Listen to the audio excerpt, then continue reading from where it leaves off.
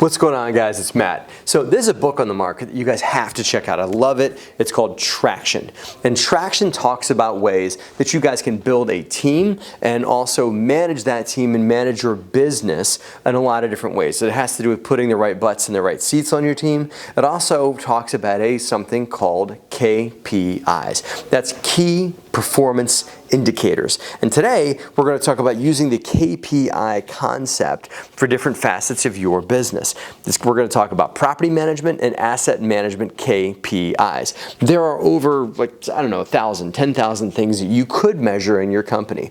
And they all matter, but KPIs are things that really drive the success of the company and contribute to the long-term longevity of your business plan and all those things. So today we're going to talk about the KPIs that I believe that there are for property management and asset management. Come on, let's go have a conversation. All right, guys, so here we go. Remember, we're talking about KPIs for real estate. And there are a bunch of KPIs, and I'm having this conversation as an introductory to the KPI concept and to get your wheels turning. These are not the end-all be-all KPIs, and I hope that you guys are kind enough to us and for the community to write in the comment section some KPIs you guys would like to offer up that we should consider as well. Remember, if you read Traction, Traction talks about KPIs being the key performance indicator that folks should be using to determine the success of a business. What's interesting about KPIs, they dissolve a lot of things that don't matter or things that maybe aren't going to move you towards your long-term goals. You might want to look at your property manager and say, well, I'm concerned about whether or not these folks are showing up to work on time, so I'm going to measure what time they show up to the office. Or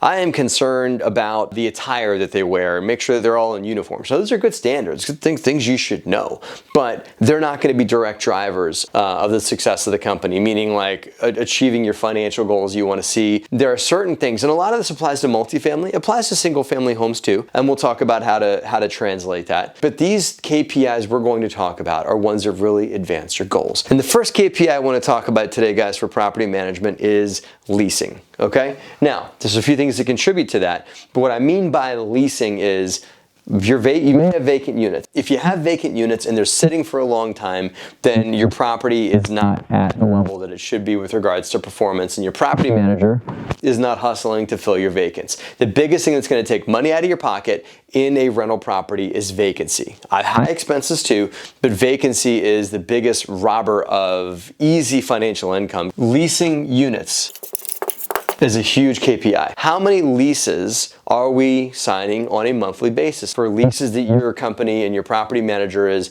turning on a regular basis? So let's talk about what contributes to leasing. What contributes to leasing are KPIs underneath it about showings. Another thing you could measure would be phone calls. How many calls did we get on that listing that we had, right? These are all measurable pieces of data. Remember, you measure data, you measure the data that matters. You use the data you got to determine real factors to determine whether or not you're moving towards your success that you want, right? Leasing, showing, calls, application. How many apps did we get? Oh, good question, right? So these all drive up to how many leases did we sign this month. And this is the KPI, this one here, right? What contributes to it? Showings, calls, apps, applications, and there's other things that you should examine here to say, okay, if I've got a 10-unit apartment building and I've got 2 vacancies, I'd like to be signing a lease a month on the vacancies that are there, or signing a lease every other week, whatever it is. If you determine your target's realistic and you're not hitting your target, then you should look at these things. If these things aren't happening, then probably your price too high or your rental standards are too high for the market that you're in. These are all factors you can tweak. Bottom line this, it does not mean the person's not doing it. It could mean the person's not doing their job, but it could also mean that they're contributing factors. Leasing, that's number one. Okay? Really examine this one because, again, this is dollars in your pocket. The second KPI, and this is the other half of the financial equation, guys, collections. Okay? It's all well and good to have a bunch of contracts with people for them to pay me rent for the space they're living in, but if I can't collect on those contracts and I can't collect and paying for their housing that I'm providing them on time, then that contract's not really worth very much, is it? This is the second leg, collections. Here is a factor that contributes to the KPI, the collections KPI. Are you still taking cash? If you're still taking cash, you're putting more work around the collection activity. I highly recommend that if you guys are still taking cash, go to online payments, because that means your tenant can pay you at 2 o'clock in the morning. You can make money while you sleep. Listen, I have properties that are on tenants that are on cash economy too. They find a way to get me the money. So a huge factor in collections is how you're receiving your money. Another one is, what is your property manager's protocol? You want to examine the collection protocol. When do you make phone calls? Do you send tenants invoices? You know, we do. We send them an email that they get that says, here's your rent charges for the month. You make it super easy. You make it stupid simple for people to pay their rent. The easier you make it for them to pay it electronically, pay it online, whatever it may be, that will affect collections, right? So do you make it easy? And you also may have a personnel issue. This could be a personnel issue. This collections could certainly be a personnel issue, because it takes a certain personality to persuade someone that may owe you a little bit on their rent or whatever it is to get on the stick and come in. There are resources that tenants can use to get the money to pay their rent. Collections is a huge KPI. And if you can manage your property manager, you're going to have a good income stream coming in the door, right? Now, let's talk for a second about what's going out the door. Two things that come into play here, right? One is on your property manager. I'll put that one over here. And one of them is on your asset manager. Now, unless you've got a larger operation that's got a bunch of people working for you, maybe you are the asset manager. The asset manager looks at the overall health of the property and upholds the business plan to it and everything like that. The asset manager has KPIs, the property manager has KPIs too. The third one that you have for PM, and it kind of has to do with money, with keeping money in the door. This has to do with work orders.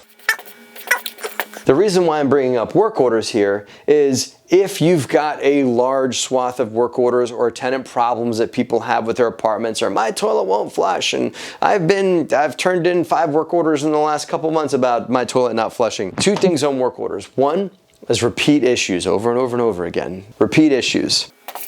Repeats, and also another factor on work orders you want to monitor is, what is the gap? The amount of repeats you have, repeat issues, flow back to something I call tenant happiness. And that's not something you can put an actual number on, but it contributes to the concept of happy tenants will likely pay their rent on time.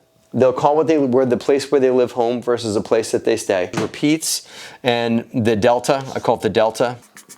Delta is simply the time that they submit the work order to the time that your people go out and process it. How happy would you be? I want to see delta of 1 to 2 days, and on emergency, same day. That's what I look for. I don't see it all the time, but we drive for a KPI on work orders, because that keeps my tenants happy. It stops them from moving out. Because when a tenant moves out, because decide, you know what, enough's enough.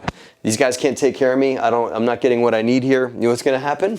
Hey, I'm back to leasing. I've just got a vacant unit. I don't want vacant units. Remember, you want to fill those vacancies and collect from them to create financial success for your real estate portfolio. And then, hey, take care of people so they stay. Now, if you do those 3 things, you've got it. You're successful, right? You're cash flowing. You're not. And the reason why you're not cash flowing yet is because you haven't talked about the asset management side of things. Although it's interesting for me to talk to my property manager about expenses, this is truly the asset manager's job, is to manage expenses. The asset manager should be the one that's looking at the cash flow for a property and saying, man, why are we paying so much for landscaping? The asset manager can say, well, landscaping, my budget is $500 per year to cut the grass in the single family home, and your guy Johnny's charging me $500 a month. That's not cool. Oh geez, I didn't know. Okay, well, find me another landscaper. The budget to actual ratio, because you guys all have budgets for your properties, don't you? You better. You need to have a budget for how you're expecting that property to perform. And if the budget is reasonable, and if it's attainable, then you should be doing a budget to actual comparison on a monthly basis. That's the asset manager's job. And this budget to actual comparison on expenses is your KPI for your asset manager. Here's a commitment to money coming in the door, here's the actual dollars coming in the door, and here's something to make sure the money keeps coming in the door. Then on the other side of it, I make sure not too much of the money goes out the door. If I set this up properly, there are things that contribute to expenses. You've got to do monthly reviews. You've got to make sure that your budget's reasonable, right? Because I've seen too many budgets for properties that were like, yeah, you know, I'm gonna pay $200 a year in maintenance expenses. Well, if you want to have tenants, you likely are gonna pay a lot more than $200 per unit per year. year, and based on industry performance for either other properties that you own or people that you look to as a mentor to give you some historical data for their properties. And there's a ton of stuff on BiggerPockets on what a reasonable expense budget is. Expenses are the asset manager's KPI and the budget to actual comparison. Here it is, guys. As I said, there are other KPIs that maybe flow here. I'd love to hear what you guys have to say. And there's other roles in the company, be that your person that underwrites your deals or you yourself and as the owner above this person, on what your KPIs are. So there should be KPIs for all of this stuff. Again, read that book, Traction. You guys will love it. And it gives you a lot of ideas on kind of like managing what matters and what doesn't in a real estate company. I hope this was of value. If it is of value, then do me a favor and subscribe to this channel and like this video and leave a comment down below. Love to hear from you guys. Thanks for watching. Have a great and profitable week. Hey guys, thanks for watching this video. I appreciate you guys for doing that. Here's a few you might like. And if you guys like what we do here, hit the subscribe button, subscribe to our channel, and consider joining our insiders group by texting the word DeRosa to 66866. Come see us there.